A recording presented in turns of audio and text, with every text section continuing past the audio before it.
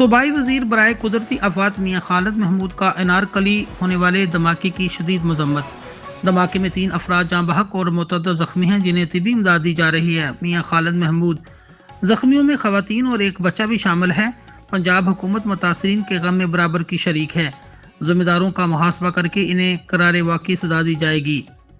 آج جو پرانی انارکلی لاہور میں دھماکہ ہوا ہے، میں اس کی شدید مذمت کرتا ہوں، اور جو اس دھماکے میں اللہ کو پیارے ہو گئے ان کے لیے دعا گو ہوں کہ اللہ تعالیٰ ان کی بخشش کرے، اور جو زخمی ہوئے ہیں ان کے لیے دعا گو ہوں کہ اللہ تعالیٰ ان کو جلد صحت دے، اور جو اس دھماکے میں اللہ کو پیارے ہوئے ان کے غصہ کے لیے میں دعا گو ہوں کہ اللہ تعالیٰ ان کو صبر دے اور اس جانی نقصان کا اللہ پاک ان کا ازالہ کرے۔